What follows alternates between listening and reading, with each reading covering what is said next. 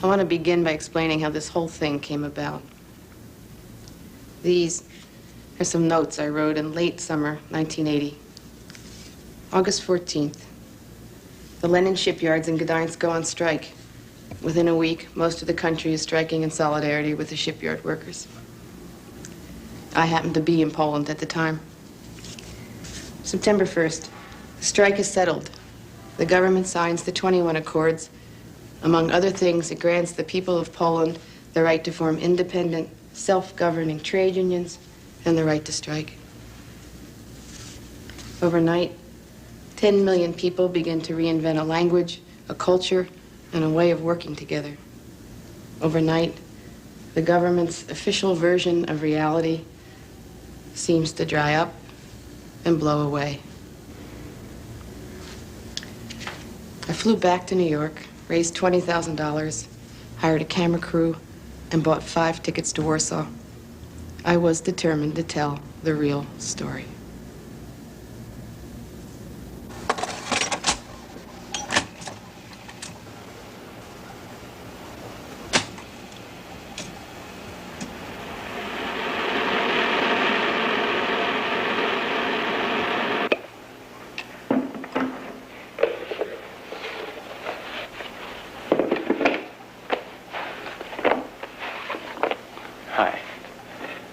I'd like to tell you a story. It's the story of a filmmaker, a woman steeped in the documentary traditions of the left, a woman who searched the world for the face of humanity.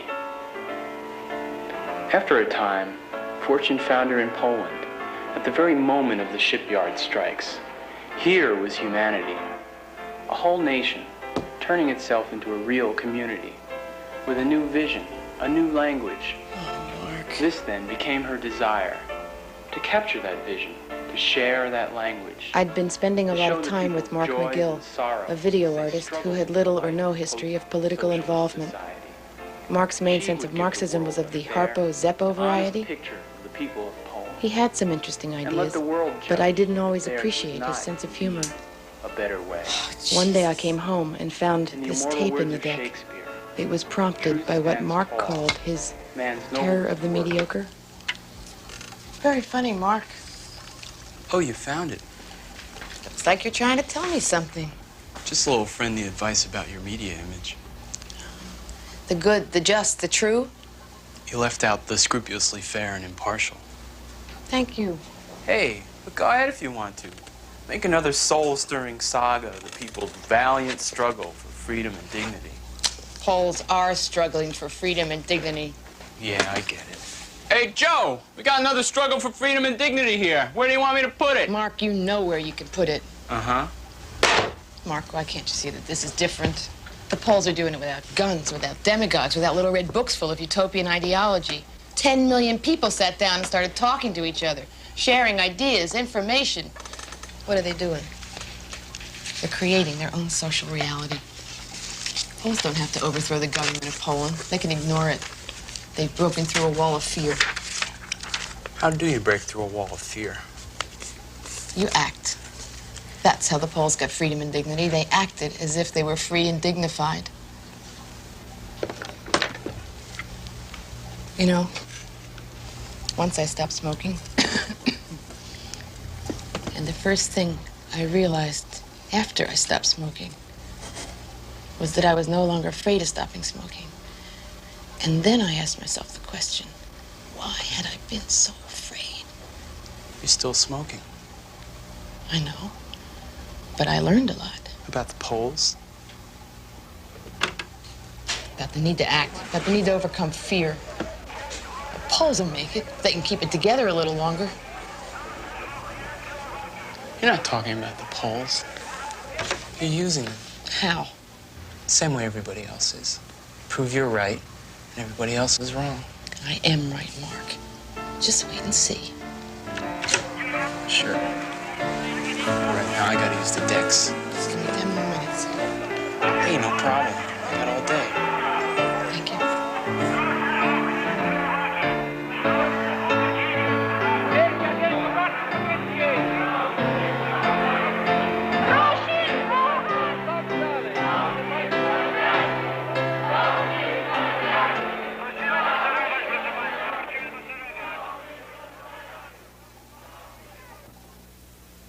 Monday the 5th. It was raining. A friend, Jadwiga, begged me not to go to Poland. If I go... Please. She said. Don't make a film about solidarity. Why? I asked her. Jill, it's very dangerous. You'll never know who is helping you or why.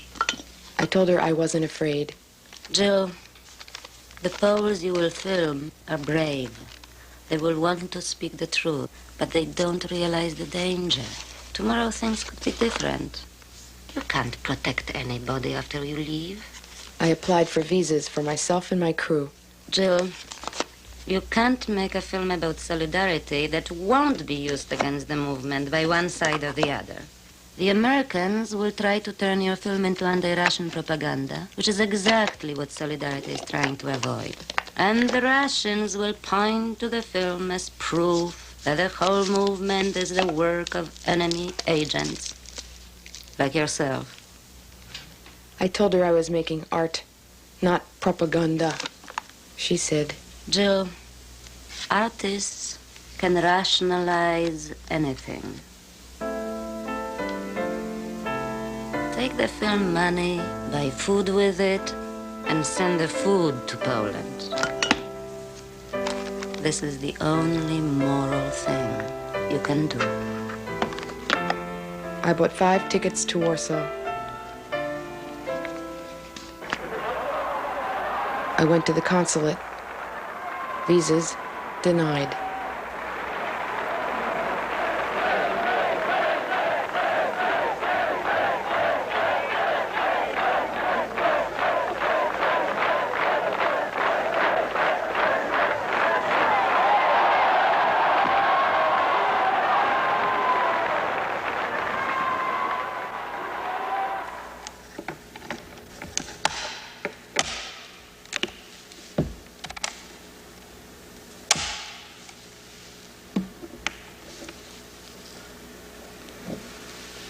The following interview with Anna Valentinovich was first published in Tygodnik Powszechny in January 1981. Good morning. Good morning. The exact location of the interview is unknown, but it probably took place in a meeting room at a local Solidarity office. Anna Valentinovich. Hanna Kral. Sit down, please. Here, the journalist Hanna Kral is played by Elżbieta Komorowska, and the crane operator by Ruth Malachek. The interview was first published under the title, Perhaps People Aren't Bad After All.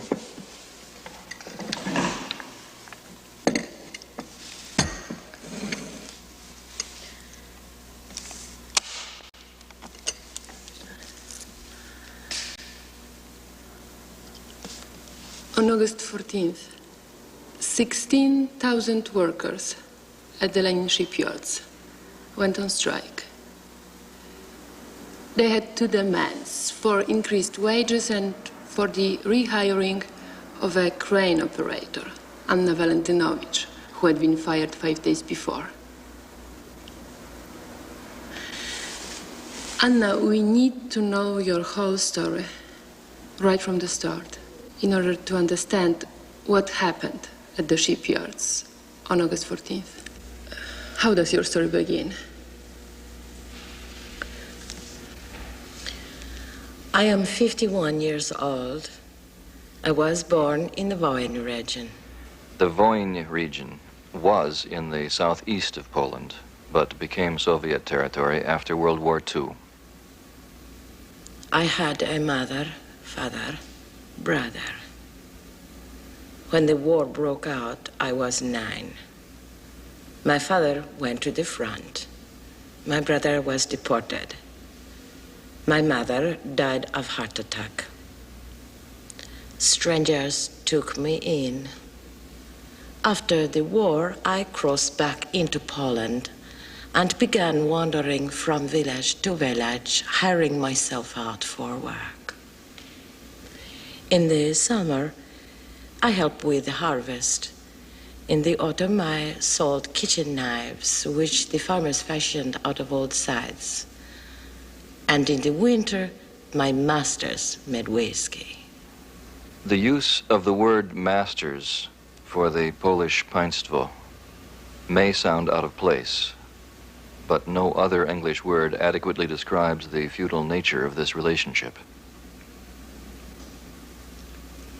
My masters were beginning to get rich.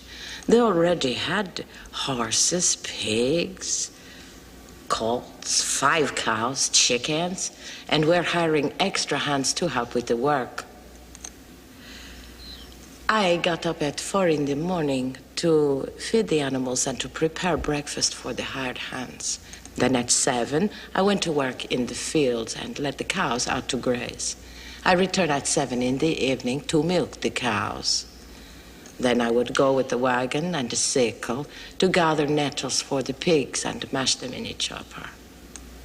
I went to bed at midnight and rose again at 4 in the morning to feed the animals. I'm not saying this to put the blame on anybody, only to be faithful to my experiences. Are you rolling? Yeah. Why are you here? Why am I here? Yeah. I was so excited when I saw those faces and the pictures from Poland. Because, you know, I worked in a GI coffee house in Tacoma, Washington. And I saw people that looked like that transformed when they decided that they were organizers inside the army. And then I went down early to the PATCO events. September 12th, the first Solidarity for Solidarity rally in New York City. I catch Barbara Garson, the playwright and social activist, on her way in. They would organize this and they would organize that. And so it's the same thing when it's really the faces that I see in Poland. When I see people taking over their daily lives, I know that it's what should I say? It's the fastest assertiveness training. It's the deepest therapy you can possibly have to come out and feel different. And that's why I'm a socialist. I'm a socialist because I think people can feel very, very different every single day. So when I see any place where it looks like it's happening. One summer, I was 19. I decided to leave, to go wherever my legs would carry me. I walked and walked, I slept, I walked some more, all the time wondering what to do about myself. Best probably to take my own life. But how? My masters made soap from dead cattle. I remembered how quickly the caustic soda dissolved every little bone. I thought about getting some of that soda, but I didn't even know where to look for it. Well, I didn't take my life, and I kept on walking.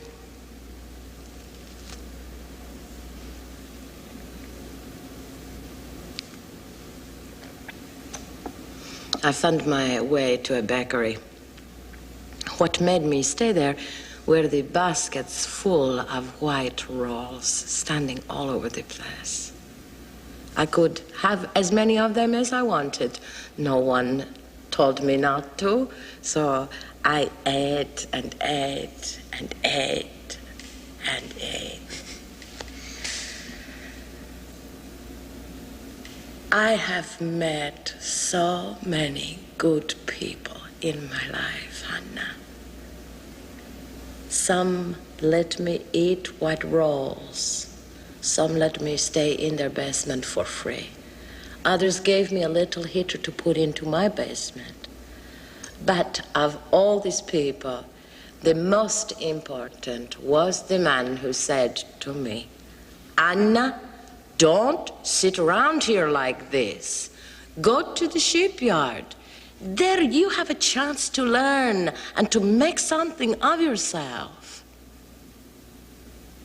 That night, I didn't sleep a wink. I prayed to Our Lady of Ostra Brahma while my heart trembled. I hope they will take me in the shipyard. Our Lady heard my prayers because in November 1950, I was admitted to the training course for welders.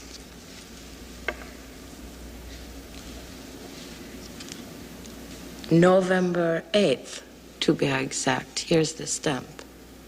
And here next to it is another stamp, August 8th, 1980, the day I was fired.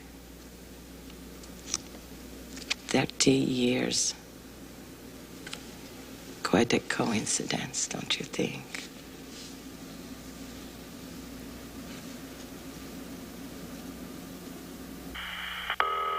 October 3rd, New Haven, a breakthrough. Operator 2050, hold the line. Yes, I would like her. Irena Gross is calling Warsaw to ask Mietek Krzyzynski, head of the Solidarity Film Agency, who happens to be her cousin, to arrange for Solidarity itself to shoot some film for me in Poland. Yes, honey, operator 2050, may I help you, please? Yes, I would like to place a call to Warsaw, Poland. Now, placing calls to Warsaw has never been easy, but since Solidarity, it's almost impossible. She has to try it 9 or 10 times before getting through.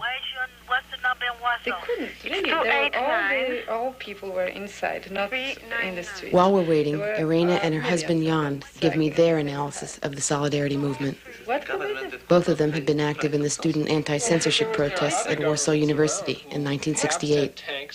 Both had been arrested and spent many months in jail. It's not such an easy decision. Now, it's their generation, their friends and associates, who are helping Solidarity to chart its course. Isolate all the cities and then put mass propaganda where? With me at the table are my friends Andy Tomovsky, a writer, and Marty Lucas, another filmmaker. I swear. Very quickly, as you Yeah. know, If they could, they would. They had a sense of sitting on quicksands that were... Well, in the past worker protests, the government was able to turn around the demands of the workers and make promises on the one hand and then Because there was withdraw them later. Because there was no solidarity. But were they hoping to do the same thing this time? Oh, yes. They tried at the First of all, beginning. they refused to negotiate, for instance, with the inter-factory committees and said, we will negotiate with each factory separately in order to break that unity. In other words, the possibility of workers coming out as a group beyond what naturally was a group, namely a factory. You know, when the first man who was sent there by the name of Pika, he was willing to talk, and they were sort of sending the message. Every plant on its own can come and we'll get everything that you demand. You'll get it. Just come to us one by one. So the first dramatic concession was to recognize an intra-factory committee, a sort of a representation of a union of workers as a partner of negotiations. That's something that never happened in any of these countries. Suddenly the authority which claims to be legitimized which claims to represent the workers recognizes another representation of workers. You know, in a sense, this was the breaking point. The moment they sat down to talk. Actually, there's more to the story than that. When the strike in the shipyard first started on Wednesday, the workers had only 2 demands: a wage increase and the rehiring of Valentinovich and Wałęsa. By Friday, the government had settled and the strike was over. As the story goes, most of the workers had gone home or were just leaving when a young nurse, Alina Penkovska, walked up to Wałęsa, tapped him on the shoulder, and said, "Congratulations, Lech. You've done well for yourselves. But what about the smaller plants that are still on strike? They'll roll right over them." According to Wałęsa, that's just what he was waiting to hear. He turned around and walked back into the shipyard, urging everyone to follow. That night, he, Penkovska, and Valentinovich convinced 2,000 workers to stay in the shipyards, and the strike began again. But this time, it was different. The strikers drew up a new list of demands, 21 in all. They wanted basic reforms in housing, health care, food distribution. They demanded the release of political prisoners, the right to organize independent unions, the right to strike. They demanded a more open system of government. In short, the workers wanted to change the way their country was run. It took 5 days for Vice Premier Jagielski to come to the shipyards to negotiate. By the time he arrived, the Inter-Factory Strike Committee represented 388 plants. By then, most of the country was striking in solidarity with the shipyard workers, because everyone knew The shipyard workers were striking for them. And this is how Solidarity was born. Anna, the beginning of your story seems almost perfect. An orphan girl becomes at age 20 a super quota worker. But many heroes of labor did not become strike leaders. There must have been a specific incident or a single event that put your life on the path to the shipyard gates on August 14th. I represented the Women's League in our departmental collective. The collective met once a week to decide penalties and to distribute incentive awards.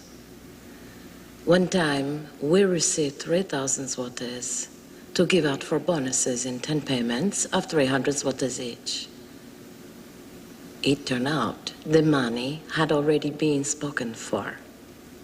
3 members of the council got it, 1,000 zlotys each. This was the first time I ever made a formal complaint that the management was taking money intended for workers. The next day, the foreman took me aside. Mrs. Anna, he said, there was a phone call.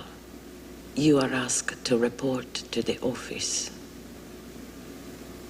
If you don't come back, what should be done about your child?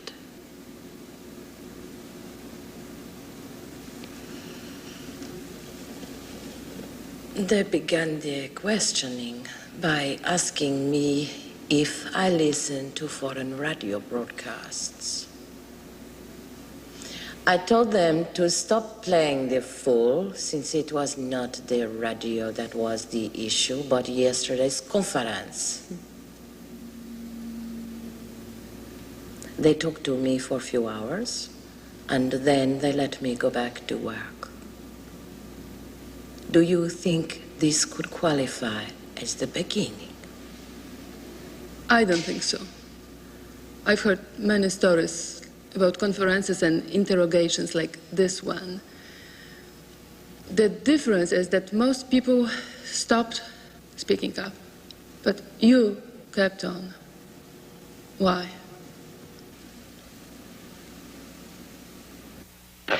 No, but why? All right, explain to me in real good English why they cannot see that they have to move towards the people. They are constitutionally incapable to do so. It's a movement, an organization that for 35 years had ruled society as if it was just a non-living entity, as if these were just objects of administration. They had no check and controls imposed on their authority whatsoever. It was totally arbitrary rule in a sense. I mean, they had to go by certain rules, but they were set in some ways by themselves. And for these 35 years, you had a mechanism of selection operating that would promote to higher position in the echelon only people who would unquestionably accept orders from the top and were able to pass them down. So it's a process of negative selection that operated for several decades. The kind of candidates that you can hope to find, it's a dramatic puzzle, I think, for political theory in general, because to think of a problem of political theory is to somehow find arrangements under which governmental process would produce able individuals to govern collectivities. Now, what had been done in communist countries had been the precise opposite. These are structures that in the Polish case for 35 years, in the Soviet case for 70 years, have generated mediocrities and worse, and put them in positions of responsibility. It's a total, complete mess. They are able to, and actually, one of the elements which makes the Polish situation so important and threatening is that essentially all other countries are in the same, of Eastern Europe and Soviet Union, fundamentally in the same situation. There is a dramatic gap between state and society. The state is incapable even of finding out what society wants and why. Your name, please? But if the government was geared toward sending... Yes, I would like to talk to the overseas operator to Poland, please. A Pole goes to a candy store to buy chocolates for his children, but he turns away when he sees a line stretching around the block. So he goes to another store to buy soap powder, but there he sees a line just as long. He goes around the corner to buy toilet paper. The line is even longer. By now, he's so frustrated, he decides the only solution is to shoot General Jaruzelski. He takes a gun and marches off to Communist Party headquarters. When he gets there, he finds he is 20th in line. Sorry? I can't hear you. The government was Warsaw? geared toward sending the mediocre individuals to the top. It seems that exactly the opposite thing is happening in Solidarity, that people are arriving out of nowhere and taking tremendous positions of authority, of responsibility, and running a movement of 10 million people. Precisely for the same reason. But how is that possible? Because all talent was banned from participating in the political system. So you have these extremely gifted people, principled, intelligent, who could find no place in any element of the official establishment. And once you have created an institution outside of the official establishment, all talented virtue, so to speak, flocked into it. And I mean, it's a society like any other. Why should Poland suddenly be a society in which there are only half-wits? It's simply not the case. I mean, statistics is against it. You have, average and gifted people there too. And it so happens that all these, or the great majority of them, is now in Solidarity, precisely for the reason which I have stated before, that the governmental establishment was afraid of such people. Dear Jill, I'm writing back just now as I was not at home for 2 months. Life is so poor and so interesting in Poland. All important stages are in social hands. But I, once again, agonize about my problems. Very egoistic, I know. I try to find enough power for emotional and psychic balance. I don't look for any prescriptions. I look for sense and a way of living. These short and naive words will justify this request that follows. Please send me Philip's Kaplo's 3 Pillars of Zen, the Kama Sutra, and something from Krishnamurti. If only I have money, I will send you immediately. I have enough to eat, but it is really hard to say. How excellent are the scrambled eggs. I haven't eaten for so long. Be healthy. Jan.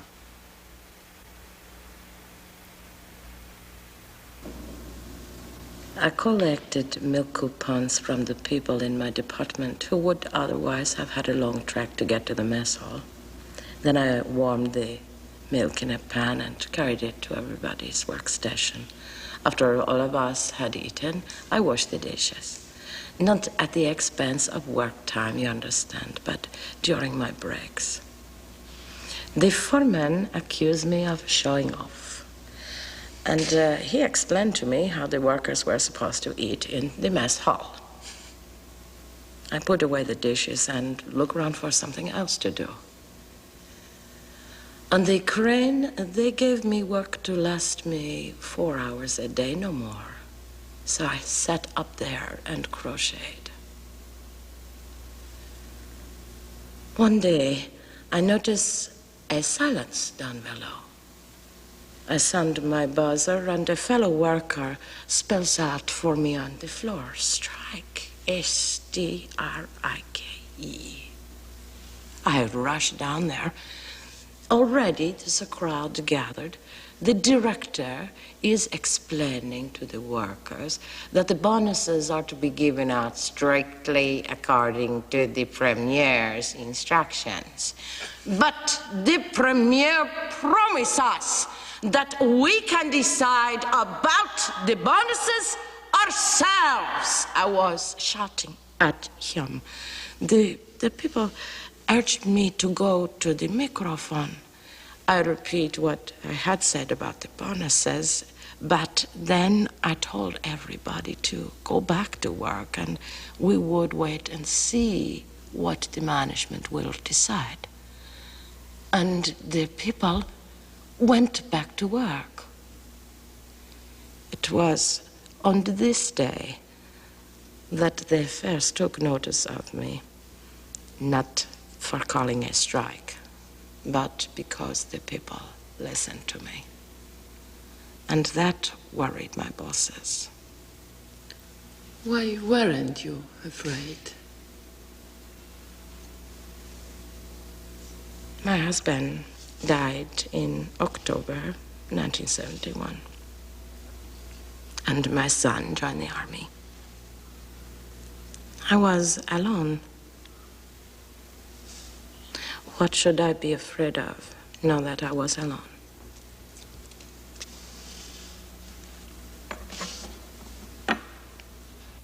In the charter, and I think in the willingness at the same time, they are not a political party. It's a labor union, presumably.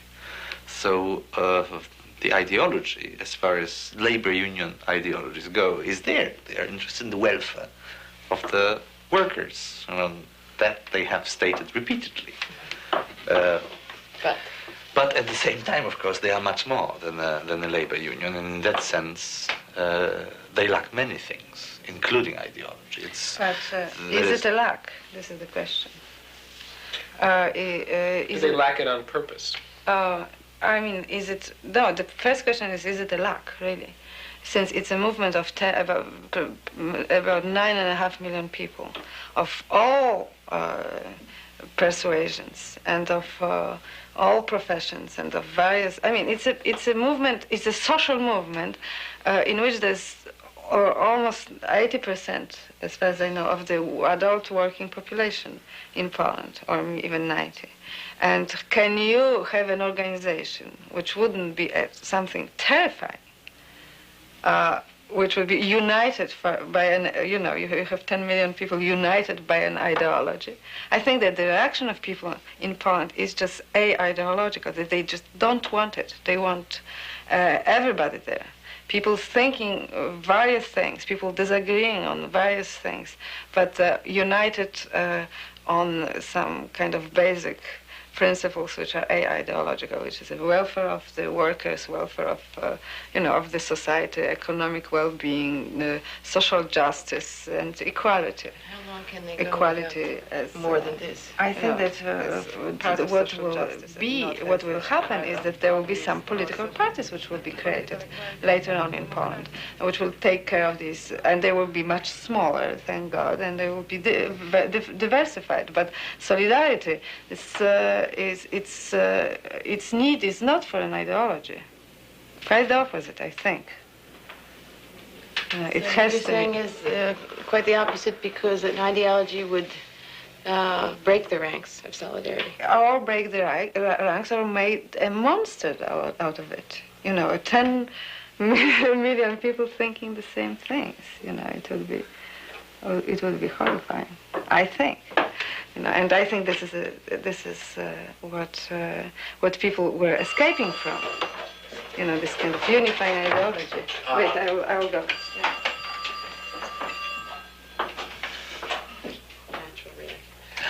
Hello? You placed the call to Poland? Yes. On the line, go ahead, please. Thank you. You're welcome. Go ahead. Halo?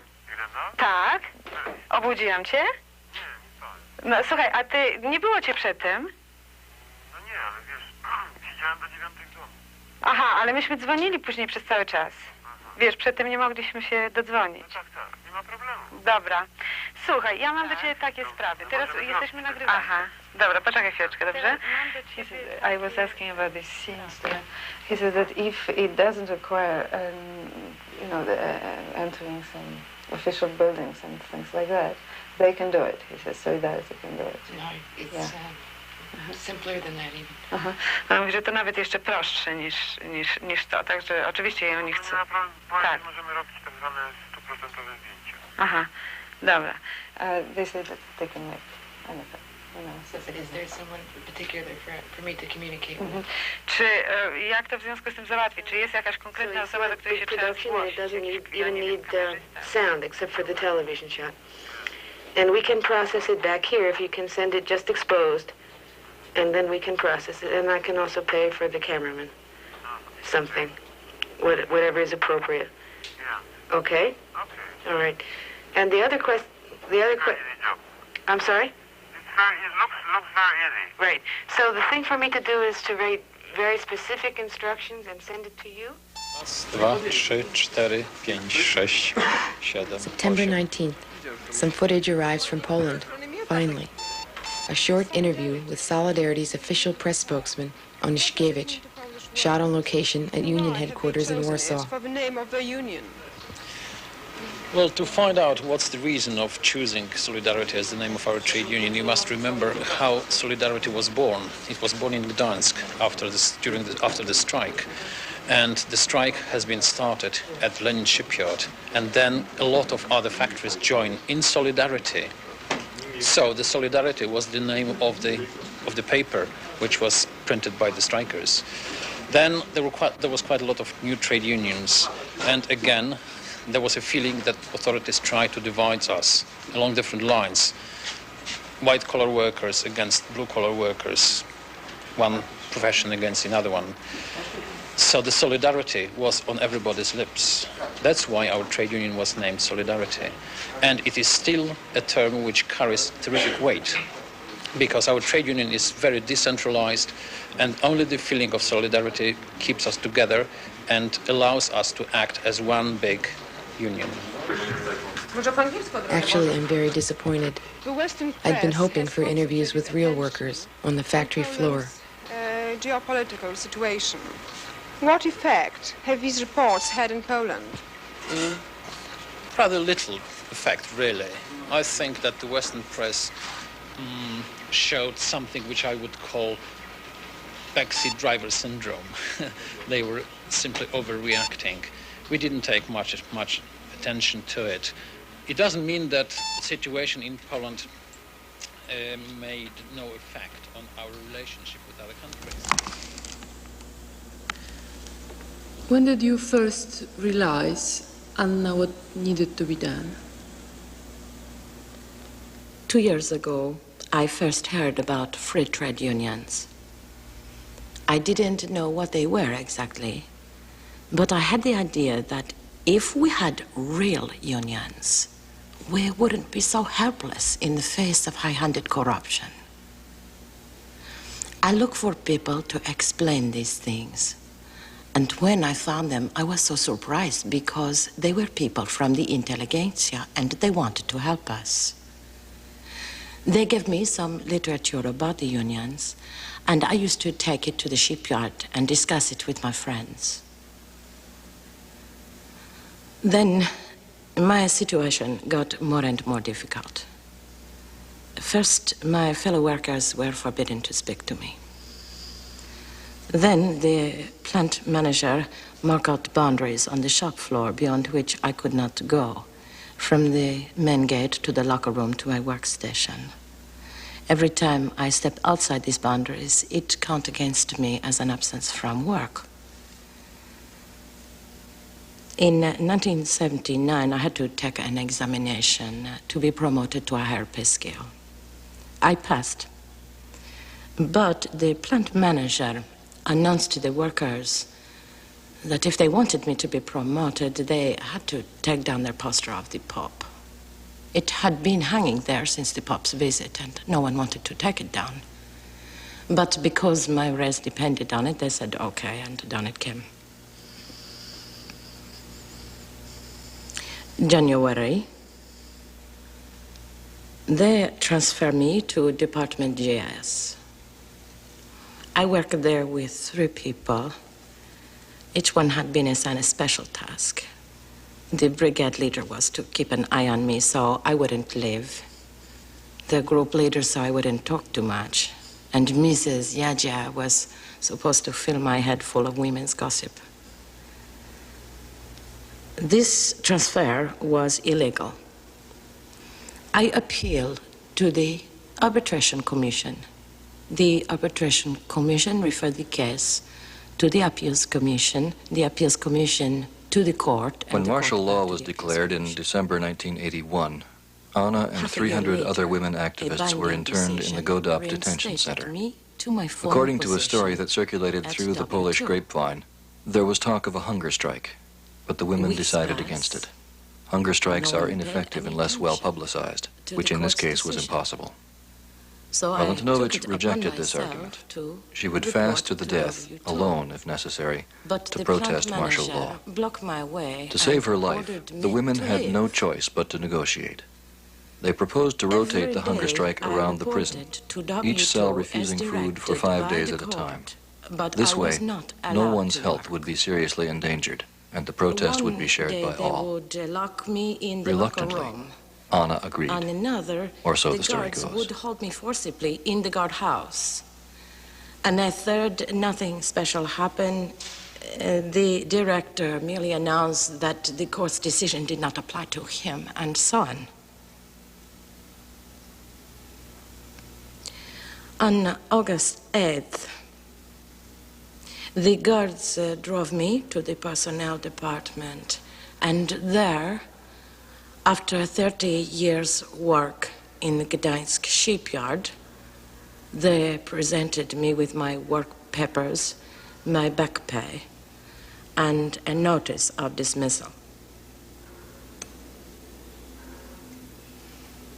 On the report appeared the notation for deliberate desertion of her work.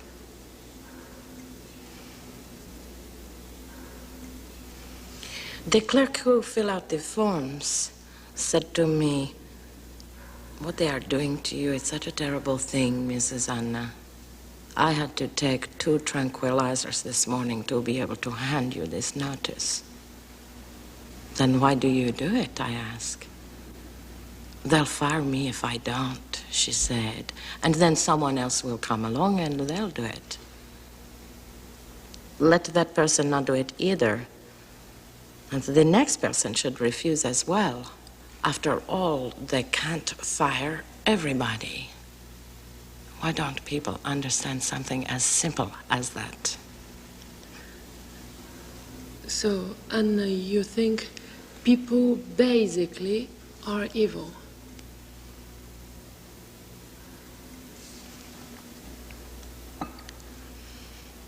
When the strike broke out, people changed in strange and wonderful ways. People became good instantly on that very first day. I even heard one of my worst prosecutors speak kind of bravely into the microphone. That was too much for me, so I told everybody how he had behaved before. The situation became ugly, and Lech had to calm the crowd in the meeting hall. "Please, everybody, sit down," he said. "Let's maintain some Christian dignity here. I personally will escort the gentleman to the door so no harm will come to him." And he led him up to the gate. That man came to my house recently to apologize. Everybody apologizes now, and everybody is friendly and nice to me. One day during the strike, I went to see Mrs. Yajia with an English journalist. She was delighted to see me. She said, "You know, Mrs. Anna, we had to do all those terrible things because we were afraid." And you're not afraid anymore, I ask? No, she said. Not anymore.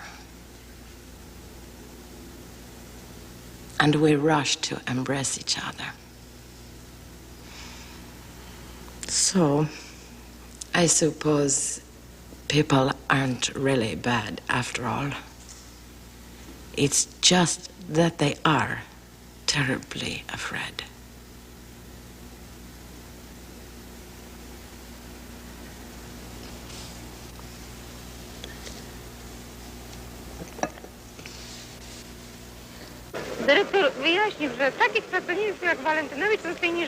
The director explained that workers like me were not welcome in the shipyard. The workers answered, "We won't talk with a director like you." 16,000 people work in the shipyard. A whole army walked out. The director had no more control. I was asked to report back to work at once. The director had to send a car for me. When I arrived, I was very moved. Those crowds. I owe my return only to solidarity, only to the stand taken by the workers at our plant.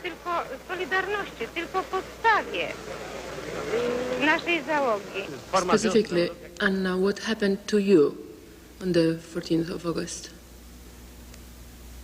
That morning, I went to see the doctor in our outpatient clinic. Somebody came in and said, "There is a strike on." I look over at the cranes on the other side of the shipyard wall. They weren't moving. I wasn't taking any chances, so I didn't go home. I went instead to a friend's house. A few minutes before noon, a neighbor ran over to tell me, "The director has sent a car for you." "I'm not leaving here," I said. "Let the car come right to the front of the building." They did just that. I jumped in and we were off. I arrived at the shipyard a few minutes after noon. I saw two women standing at the main gate. They're holding flowers. It turned out the flowers were for me. Somebody asked me to climb up on the steam shovel. I got up there and I saw a huge crowd, just like for the Pope's visit. And above the crowd, I saw a banner. It read, "We demand rehire Valentinovich." I tried not to cry. I said, "Thank you." And then I climbed down off the steam shovel.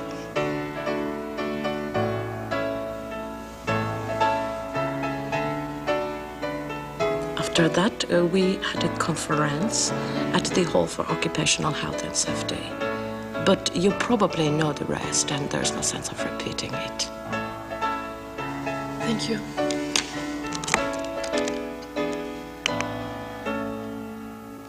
You're crying, Ruth. Almost. Anyway, she was later in the sport of the strike. During the 16 days of negotiations that followed, Valentinovich served on the Interfactory Strike Committee, which later became the union's executive board for the Gdańsk region.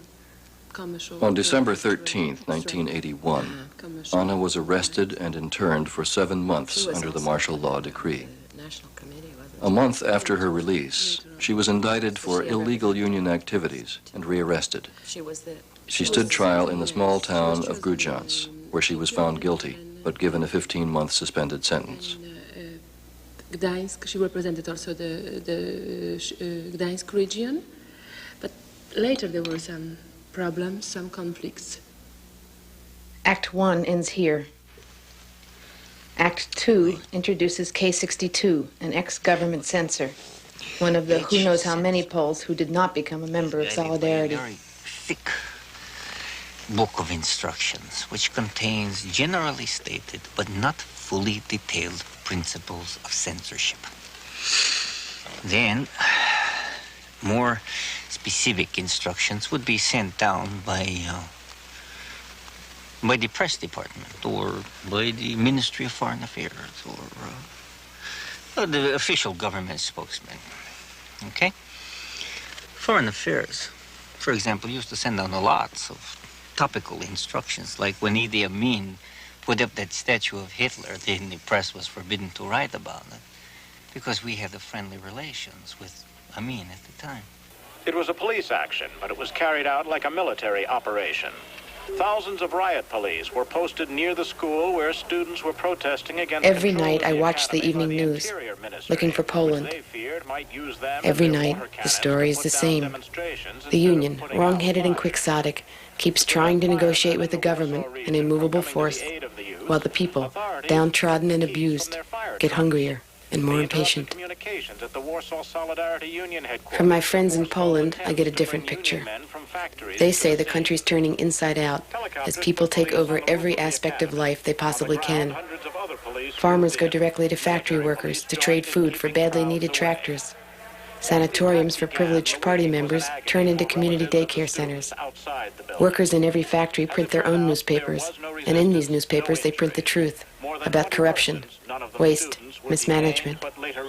My friends say language itself is changing as the country becomes intoxicated with telling the truth. Meanwhile, the language of propaganda, of bureaucracy, of moribund ideology is withering on the vine. Many went to Warsaw Union or so they say. headquarters to wait, like the rest of the country, for the Union's reaction to the most massive police action Poland has seen in years. Tell me, can anyone become a censor? Anyone with a college education and the desire to work in this business. Graduates with diplomas in the humanities are in the majority, but you could even find some people who have studied journalism. What's the personality of a born and bred censor? I wouldn't want to create the impression that there is a definite censor personality. You will probably find this hard to believe, but the notion of a censor looking like a secret agent is completely off. Oh, there are a few who still work over their text with evil smiles, but only a few. The following interview was first published in May 1981 As well as in Tygodnik Solidarność, the Solidarity Weekly newspaper. Fools are not employed there. The former censor did not disclose his name, present occupation, or whereabouts. He preferred to use his old code number, K62. Some are guided by a particular interpretation of sociology or ideology. They believe that censorship is the best way to protect socialism or the leading role of the party. The interviewer, Barbara Łopienska, is played here by Honora Ferguson, and the censor by William Raymond. Where would you The place text yourself? is a direct translation of the original, but has been abridged by approximately 1/3. I took the job with the idea of leaving it in a few years. You see, I'm not really very ambitious. And people like me go from one job to the next, looking for their place in life. Even today, I couldn't tell you what I would really like to do. Although today I wouldn't like to be a censor. Then I did.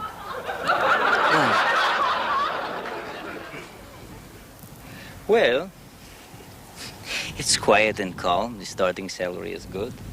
Back in 1974, I received 4,000 zlotys a month. But I joined to have a look around. You see, I wanted to be a journalist. And I thought that nothing would train my mind for that line of work like being a censor.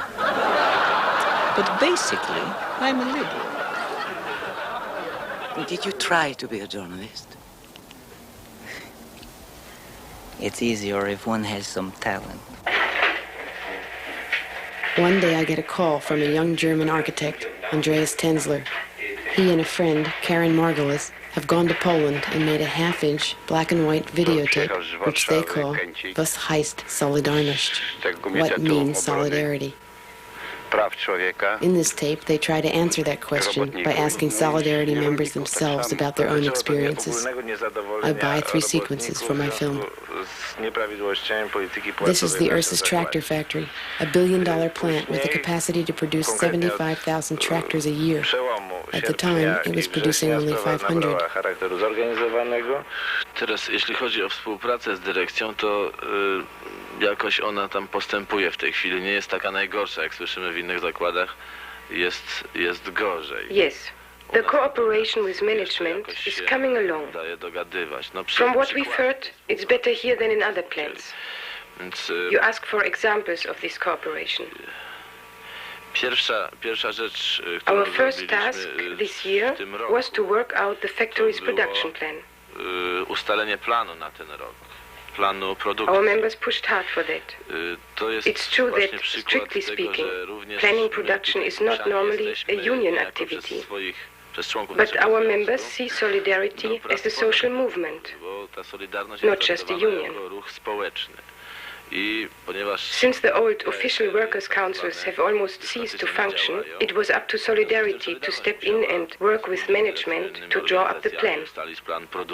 And I must say that this year's plan is more modest and more realistic. There are fewer finished products, fewer tractors, and more spare parts. At the moment, that's what's needed here in Poland.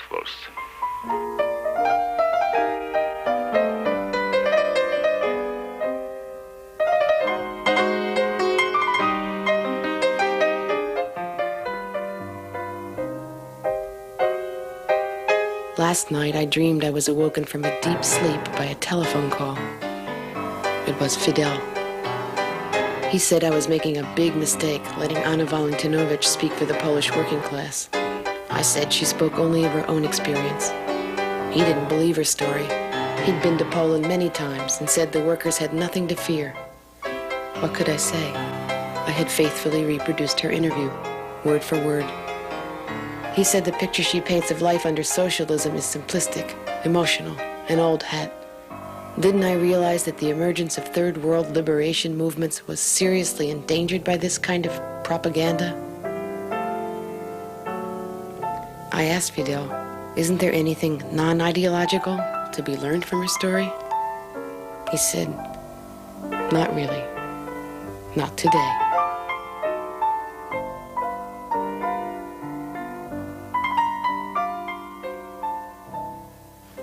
When a movie, like Men of Marble, was about to open in the theaters, then the instructive was, be careful, don't trust yourselves too much, act collectively, because each censor has his own intuition, you know, but it's highly individualized. So if an internal voice would say to you, you know, hey, there's something wrong here, well, then it's better to go to see the boss, and then the boss will say, oh, well, then you're right, you know. You're right. Or, no, don't bother. It can stay. Did you ever think about what was behind the particular instruction? Thinking is useless. I mean, what could lie behind the order? Not to mention that certain construction materials are full of poison. Or it's a wonder that the people of so-and-so housing complex are alive at all.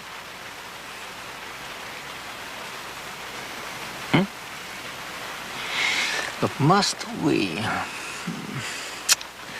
work in the business, discuss the fact that it's shameful, work in the business, and then still take money for it? And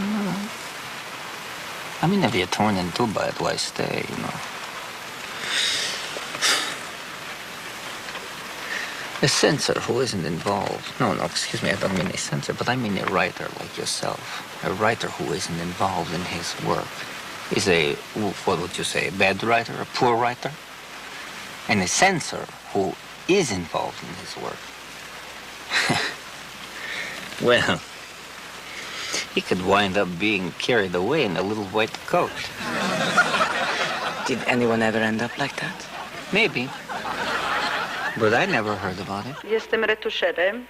W tej chwili jestem oddelegowana do pracy związkowej. I'm an engraver, but right now I'm working full-time for the union at this plant. 3,000 people work here. 2,560 are members of Solidarity. We have 7 plant directors, all of whom belong to Solidarity. The old government union has only 400 members, plus 300 retirees. The only people here who don't belong to Solidarity are clerical staff, who got their jobs through personal influence. Now we are trying to remove them from these positions. Staramy się w tej chwili ich wszystkich wydalić z pracy. Ta organizacja powstała bardzo trudno. It was very hard to organize our factory. Why? I was only one person, just a woman. I joined the movement during the strikes on the coast. When Gdańsk struck, I passed out their leaflets here in Łódź, secretly. Later, I didn't try to hide it. I brought leaflets right into this factory and gave them out to everyone.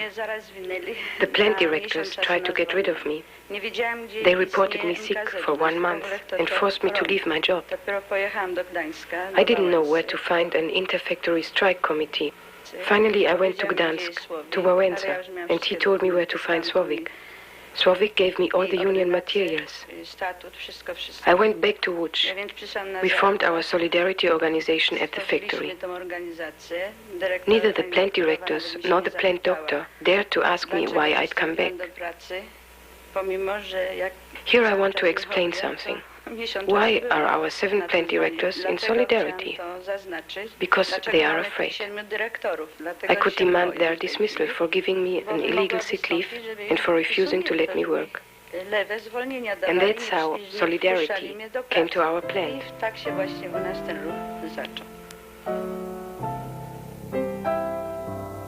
The phone rang. Fidel again. He had something to tell me about Solidarity. Okay, I said. It's your nickel. He began. Solidarity will fail because the leadership is weak, disorganized, without a plan. They're afraid to go all the way, even though the workers are ready. On the other hand, he said, if Solidarity goes all the way and topples the Polish government, the Russians will invade, and within a week, U.S. Marines will land in Cuba and Nicaragua. I have proof.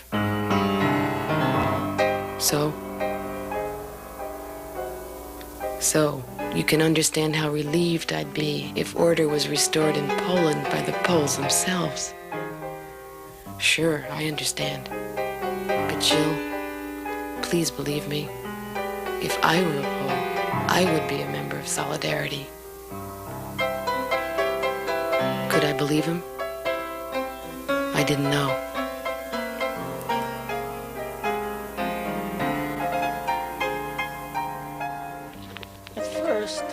I was really interested. And then I got bored. And the longer I stayed, the more papers piled up on my desk. Not because there were more rules, but because the journalists were getting angry. And so we had to react more aggressively according to the general principles of censorship, in order to keep the authorities feeling fine about themselves and the people believing that everything was fine. And many more texts were just rejected as a whole, and some were really lovely to read. Lovely to read. Yes. I even had on my desk one piece written by a girl from my old sociology department. An excellent piece on the language of official party documents. And she had worked hard on it, and then I worked hard on it to get it through. In the end, the whole thing was just thrown out. So you were getting less satisfaction from your work? Satisfaction? Satisfaction is not a common feeling for a censor. He can speak of a job well done. That, yeah. What will you do now? Well, I've just returned from a vacation abroad in September. And you know, Poland is really a very different country in the spirit of renewal. Finding work is tough. One place I looked, they told me it would be careless for us to employ you at this stage. Nothing against you personally, but when people find out where you work, there could be trouble. And he was right. But I'm getting married in a few days. I put my trust in friends. I've invited 120 people to the wedding. Well, it's not much to go on. But under these circumstances, it's all I've got. My niżej podpisani, pracownicy EUZPG Stomil, zwracamy się do pana premiera. We, the undersigned workers in the rubber plant Stomil, address the following heartfelt plea to you. Dear Mr. Premier, you have asked us workers for 90 days of peace and solid work. We wish for ourselves and for all the Polish people, as well as for the honorable officials of the Polish People's Republic, not just 90 days, but 90 years of peace and solid work. We want to work, but, my dear Mr. Premier, we are very hungry. We ask you to ration not just meat and sugar, but other foods. We ask you most of all for butter, margarine and lard. What good is meat if there is nothing to cook it in? Dear Mr. Premier, do you know that a kilo of sugar is 80 spoonfuls? At 4 spoonfuls a day, it lasts only 20 days. So for the rest of the month, we women must sweeten the children's food with our tears. We are appealing to your conscience in this way because we want to live in peace and raise healthy, strong children for the good of our beloved country. We request your immediate intervention so that Łódź will be better supplied with food, because our health grows worse each day. We don't want to strike, but our hunger leaves us no choice.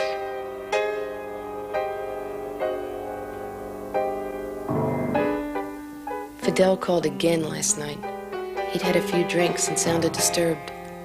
2 Polish films were playing on a double bill in Havana. One, he told me, was ideologically perfect, Marxist frame for frame, but perfectly stupid. The other, he said, was a brilliant film, artistically, but ideologically reactionary, anti-socialist, pessimistic. So Fidel asks me, does it have to be this way? Is great art always going to be in conflict with the state? I didn't want to break his heart, so I didn't say a word. But look, he said, the Polish government funded both those films. Doesn't that prove anything? Sure, it proves that great art can be made with anybody's money. Stop joking, he yelled. Okay, Fidel, it proves that censorship is the most sophisticated, most insidious language of the state. But how else can the revolution be protected? He asked. A good question, Fidel, but I don't have the answer. I hung up and tried to get back to sleep.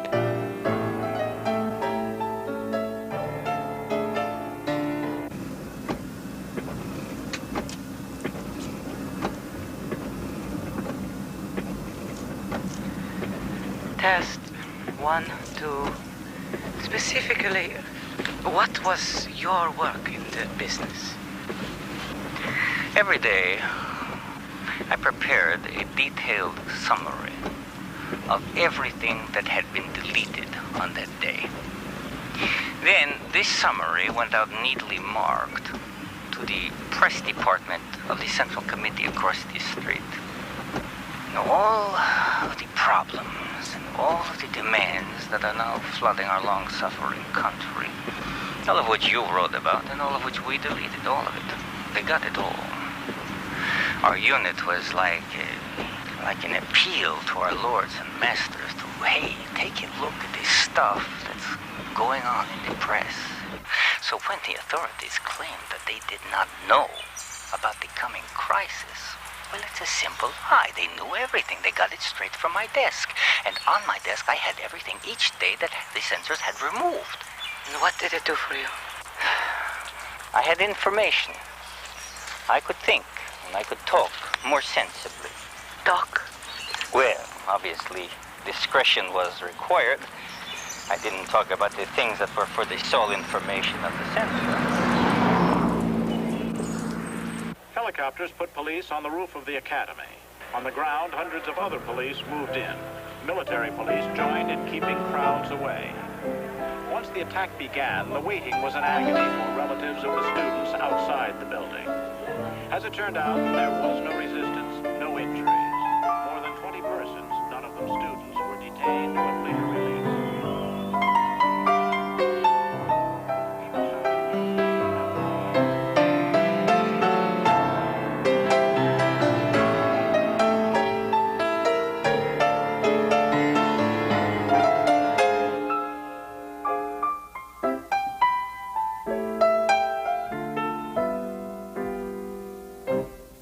Socialism is not state control of the means of production.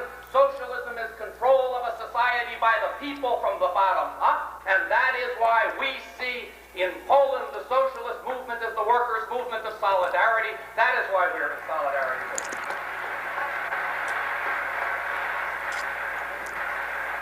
In Poland and in all communist countries, where the state owns the means of production and a tiny elite owns the state by a totalitarian monopoly of political power, in any communist country, the struggle for trade union rights, the struggle for simple democratic rights, is the struggle of the people for power over the means of production. It is the struggle to transform that society. And I think we therefore have to save the Americans. I know. I couldn't sleep. Is there any coffee, Babushka? On the stove. You want some? Yeah, thanks. Who is that? Harrington. Who? Michael Harrington. That is the Marxist movement. That is the communist. Why is he shouting? He's not shouting. He's trying to prove that Solidarity is a socialist movement, even though they don't use the language of socialism, even though they're opposed to the socialist government of Poland. He isn't a socialist by any chance, is he? Of course he is. Mm-hmm. In the audience. Mostly socialist, too. So, doesn't prove he's wrong. Hymns to the Blessed Virgin Mary as part of a struggle for freedom and democracy and socialism.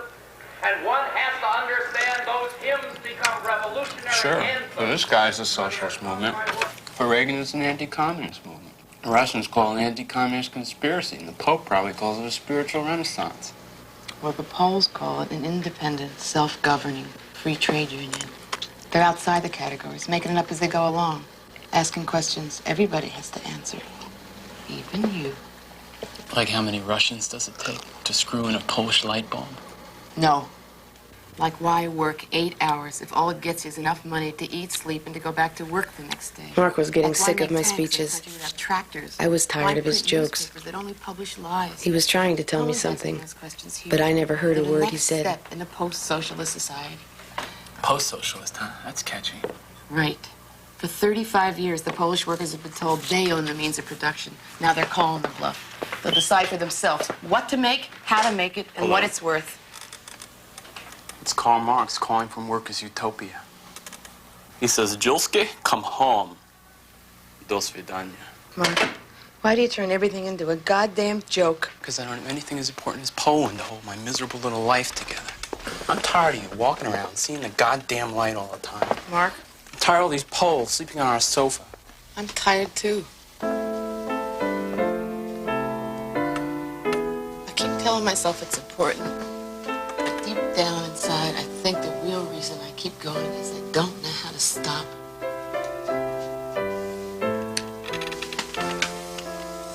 I know.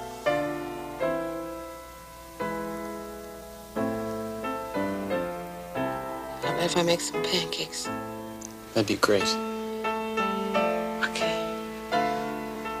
You know, the Gdansk agreements in some ways are more than most American trade union contracts. Turn him up, will you? Something the New York Times does not like to point out.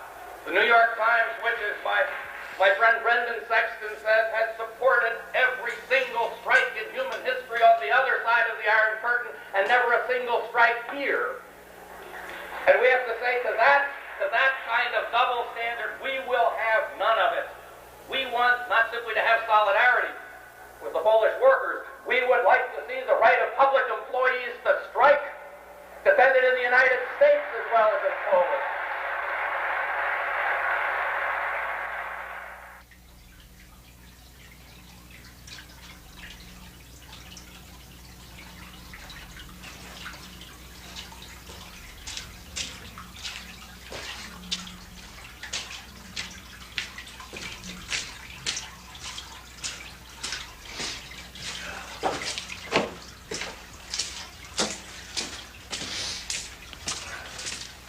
August 30th, 1981, at the Dubinko mine, interview with Adam Zaruski, a miner. Zaruski? Is that the right way to say it, Zaruski? Żarewski. Żarewski. Richard Fraser.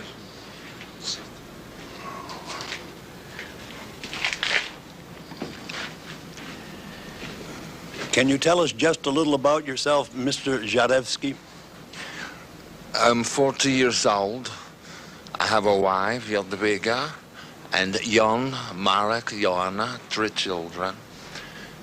I have worked here for 22 years. For 1 year, I'm a member of the independent, self-governing trade union Solidarity, NSZZ Solidarność. You could call me Adam, it would be easier. Okay, Adam. A year ago, Adam, Solidarity scored a tremendous victory for the working people of Poland like yourself. Among the 21 points your union demanded and won was the right to a 5-day work week. But last week, the union asked its members to give up their free Saturdays for the good of the country. I don't understand how you can... August 1981. Poland's industrial output has fallen 17% in the past 9 months. Massive hunger protests have pushed social frustration to the point of violence. The government blames Solidarity for the volatile climate and for the drop in production. In response, the union proposes its own solution to the country's problems. In an appeal to Polish society, Solidarity asks its members to return to work on Saturdays on the condition that workers themselves control the production and distribution of anything produced that day. The union wants to transform the ruined economy into a stable, self-managed economy run by the workers themselves. First reactions to the appeal are mixed. The most negative response comes from the coal miners of Silesia, who hesitate to give up Saturdays now spent planning production and repairing machines. Because coal is Poland's primary source of fuel and foreign exchange, Solidarity's plan cannot succeed without the miners' cooperation. August 18th. National union leaders travel to Silesia to argue in person for the miners' support. It is a very stormy meeting, but in the end, most of the miners agree to support the appeal. You could see for yourself, there is no food in the stores. Yesterday I waited in a line 4 hours for 1 kilo of meat. Many times, suddenly the lights go out in the city.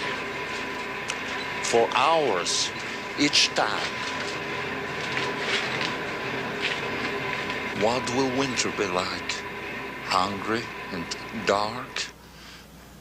We have to save Poland because the government cannot and will not.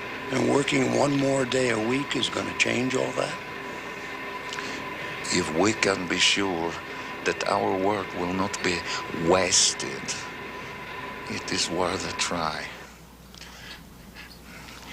You know, for years the government has been telling us that we have to pull our load like workhorses, and we don't mind, But now we have to take our blinders off and sit up in the driver's seat as well.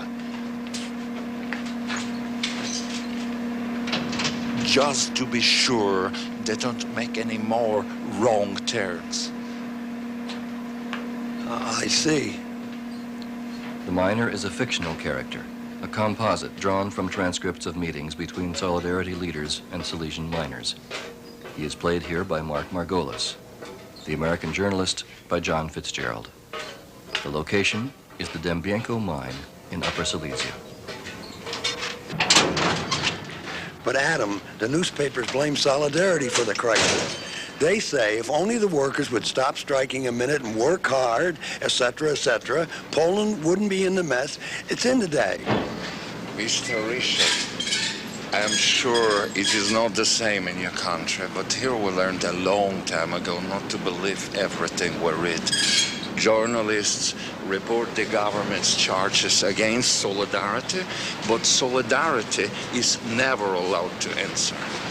It is impossible for you to know the truth about these things. The point is, in the past, they've offered substantial incentives, even triple pay for this extra day's work. You refuse it. Coal production is down more than 20% this year. How can the government pay back the $26 billion of foreign debt if you won't cooperate? Won't cooperate? On Monday, there is no fuel to run the machines. On Tuesday, there is fuel, but no grease. They tell us, run the drill anyway. On Wednesday, the belt snaps on the conveyor. We'll fill out forms to get a replacement. Meanwhile, they tell us, take one from another machine. On Thursday, we have to stop work because there is an accident, and we're waiting to hear if any of our friends is dead. On Friday, there is no fuel again. Why should we work for them on Saturday? And the triple pay is an insult. Printing paper money won't make food appear in the shops, will it? What will? Everybody has a different opinion. I think the pill is a small step. At this meeting last week, Lech Wałęsa, he is the head of Solidarity. He said, we have to start somewhere. If we don't, soon we will be fighting in the streets. A miner from Piast jumped up and shouted, we all know we never get anything as long as the party is in power. Lech shouts back, damn it! Nobody authorized me to overthrow the government. Another guy yells, so we let them do whatever they want to us because we can't overthrow them. Lech, I will not risk the lives of our people. They got crazy. Someone yells, we've wasted too much time already waiting for them to share their power. Lech, you're right, we can take it from them if we want to. But let's give them one more chance. He really has a way with the crowd, doesn't he? Lech is a very funny guy sometimes. But no one was convinced. Piotr Kaczor, he was right next to me. He stood up very calmly and said, this appeal is like signing ourselves back into slavery. You say, it's a new tactic. It sounds like the same old tactic to me. This is just what the government wants us to do. There was a big silence. Then Kuron, he's an advisor to Solidarity. Kuron walks slowly to the front of the hall. He lights a cigarette. He takes a long puff. Look, he says, I'm not a miner like you, but I have lived in this country for a few years, and I can tell you that the government does not want this appeal to succeed.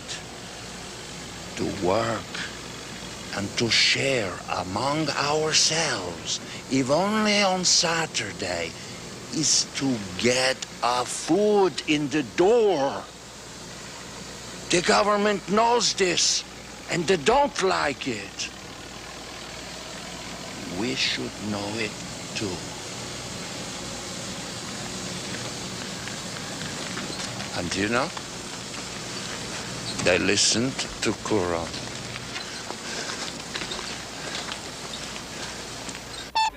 Solidarity's Film Agency, Gdańsk, Sunday, September 27, 1981, midnight. Over 400 journalists will receive their material tomorrow. Congress Post, prepared by 15 devoted contributors, appears as a Congress daily. We witness the final touches of the 9th edition of the Congress Special. Mietek's second and last batch of footage arrived just 2 weeks before martial law. It had been shot in September at Solidarity's first National Congress in Gdansk and introduced the young staff of the Congress Post, an English-language newspaper published daily for foreign journalists attending the Congress. The big issue at the Congress was whether to accept the parliamentary bill on worker self-management. This was a watered-down version of something Solidarity wanted very badly: control over the economic life of the country. I'm the English language editor of the paper. At the moment, I'm proofreading an article on worker self-management. This is a question which has come right to the forefront of the Congress debates. Basically, the union has moved from a mere defense of workers' interests to a more active, positive position. What we're saying is that in order to guarantee the interests of the working people, they themselves have to run their own factories, thereby controlling and organizing economic policy. We believe the workers can do this themselves without any self-appointed leaders, managers, directors, economic advisors, or anyone like that.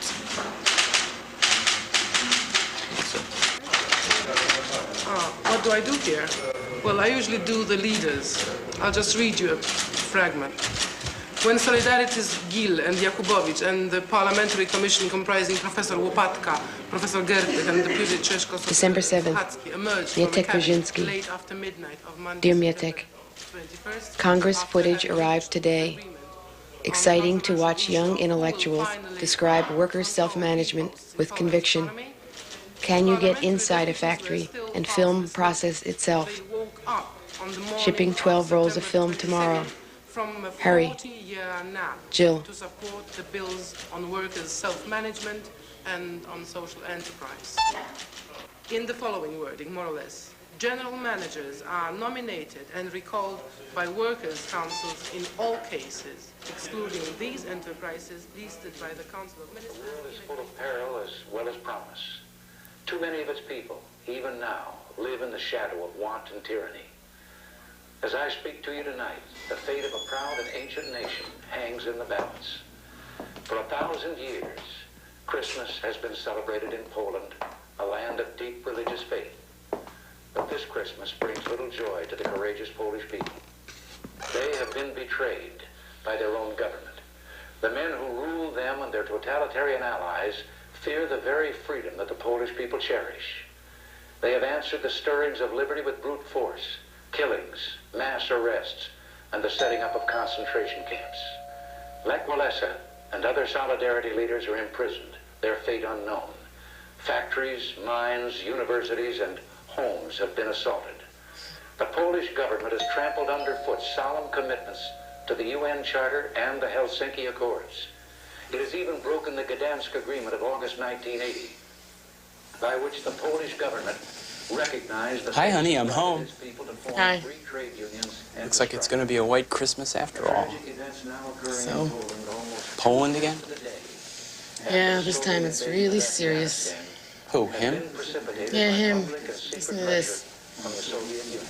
He's writing history again.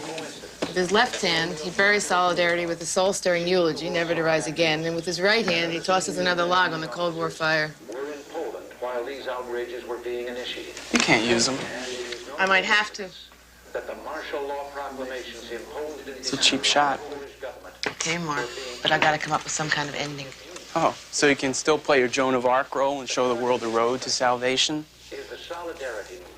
Or could it be that you're the first press agent for a movement that's F-A-I-L-E-D? I'm gonna use the old Venturimus ending. You know, the movement may be in chains, but its noble spirit shall never be enslaved. That always puts a lump in their throat. Right. The documentary insurance policy. The filmmaker agrees to forfeit all responsibility if and when a revolutionary movement fails. In such a case, all burden and blame can be attributed to historic events beyond the filmmaker's control. Check the tape. Mine's expired. Well, get yourself another movement. More of a sure shot. I don't know any other movements. No, haven't I ever told you about the Philippines? Your kind of movement, a real people's struggle, practically guaranteed. Of course, it's not without its problems. Needs cooperation between Joe, its government I'm joking. and its people. But in attacking Solidarity, its enemies attack an entire people. I just can't tell anymore. Poland's 36 million citizens Yeah, are members I of know. Solidarity. Taken together with I'm their sorry. families, they account for the overwhelming majority of the Polish nation. By persecuting Solidarity, the Polish government wages war against its own people. I urge the Polish government and its allies to consider the consequences of their actions. How can they possibly justify using naked force to crush a people who ask for nothing more than the right to lead their own lives in freedom and dignity? But if the forces of tyranny and Poland, and those who incite them from without, do not relent, they should Merry prepare Christmas. themselves for serious Here's the humor. consequences. Already, And to the Polish working class. citizens have publicly demonstrated their God support bless us. for the Polish people. Everyone. Our government, those of our allies, have expressed moral revulsion at the police state tactics of Polish oppressions. The church has also spoken out in spite of threats and intimidation. But our action cannot stop.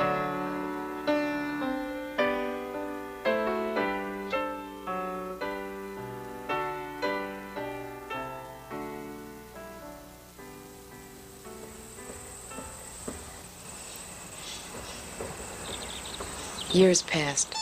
Like everyone else, Mark gradually lost interest in the Polish situation. I was alone with my film.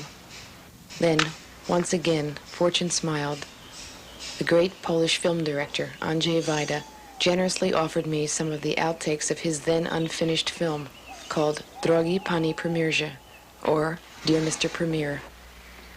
These shots are from scene 56, in which Jaruzelski, after 5 years under house arrest in the Tatra Mountains, prepares to enter the new society for the first time. The footage was perfect for what I had in mind. February 1982. Dear Magda, I wish to thank you and the people of Poland for the pleasant accommodations. The hills around Styczna are lovely in the late afternoon light, a perfect place for rest and contemplation of one's sins. The soundtrack is my edition, a performance by David Warlow of selections from the letters of General Jaruzelski to his daughter. My hosts place few restrictions on me. In fact, they seem almost anxious to please, as if they are not quite comfortable in their jailer role. No doubt they'll get used to it in time. Meanwhile, I plan to watch with growing interest the progress of your self-governing nation. I'm curious to see who will take the blame when the long winter outlasts our food and fuel. Surely you can find someone to fault for the present crisis. My relocation to this mountaintop ensures at least that. But what of the future when these excuses grow tired? Who will take responsibility then? The people themselves? And when our friends to the east grow impatient again, what will save you? Your solidarity? Your volunteer army? Your friends to the west? Until then, I will occupy myself with my reading and my writing. I may plant a garden in the spring. That is, if I'm still here. I only wonder how long you can afford to keep such guests. Father.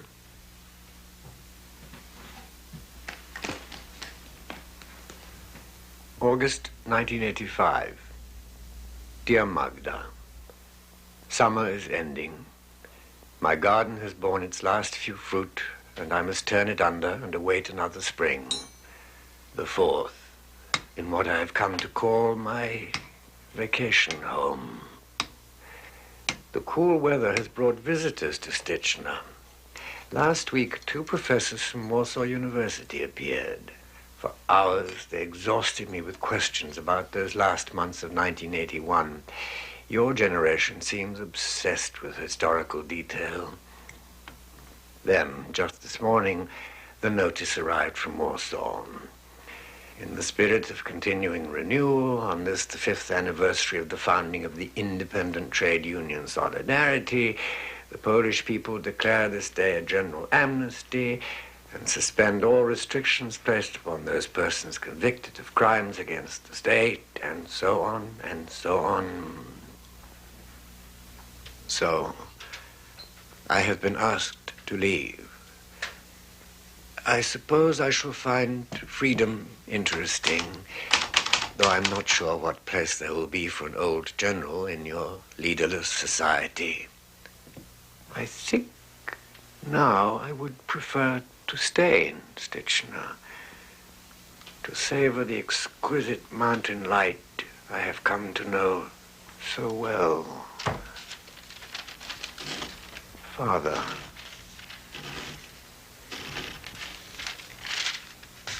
November 1986. Dear Magda, there is little to report these days. My new apartment is on the edge of town, but I can walk to work when the weather is fair. Last month, a small portion of my pension was restored in recognition of my service to our country. So I am comfortable here in Grozno. Solitude, however, is difficult to find. One night last week, I stayed at work a little longer than usual. The evening was turning cold as I hurried to catch the bus on the other side of the park. In the twilight, I became aware of a figure following in the shadows behind me. Usually the park is empty at this hour. I quickened my step and neared the small pond by the children's playground. The figure kept pace. Nerves, I told myself. This is Grozno, not Chicago. I turned down a tree-lined avenue that leads to the gates. Footsteps quickened on the gravel behind me. I could see the lights of the bus rounding the far corner of the park. If I run, I thought, I can just make it. My heart was pounding as I climbed aboard. Just as I turned to my seat, a young man slipped through the rear door and took the seat directly across from me. We were alone on the empty bus. For some time, we rode in silence. I could feel the boy staring at me as I read my newspaper. The streets grew dark as we passed into the outskirts of town. It became difficult to read. I put down my paper. Then he spoke to me. Excuse me, you are the general? I am Wojciech Jaruzelski. Then, please tell me, what are you now? I am the gardener in Grozno Park. You were helping the reflowering of Poland, if you choose. And how do you find the soil? Is it fertile enough for you? It is Polish soil. That is enough. Mr. Jaruzelski, wouldn't you agree that much has changed in Poland since you stepped down? At last we have enough to eat, isn't this so? So it seems. Aren't we climbing out from under the years of waste and frustration? Aren't we finally paying our debts? If you insist. And we are free. Aren't you yourself free to come and go, to help or not in the rebuilding of our country? And wouldn't you say that this in itself would seem to be a miracle? A miracle, no doubt. Do you think, Mr. Jaruzelski, that this miracle could have been accomplished in any other way? I think you are waiting for my confession. Perhaps you are studying for the priesthood. No, I'm just a citizen, Mr. Jaruzelski. Mr. Citizen, I envy you your anonymity. But what do you want from me? Nothing much.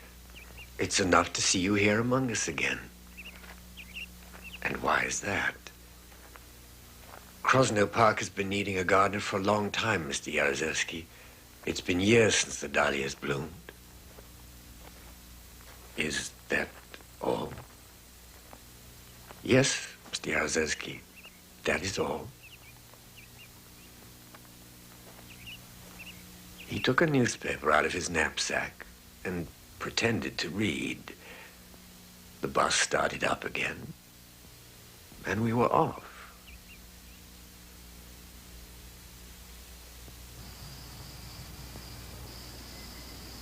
So, Magda, the people of Krosno have their gardener at last. Tomorrow I shall be putting in the tulips for the coming spring. I hope that you will find the time, by then, to come and see them bloom. Father.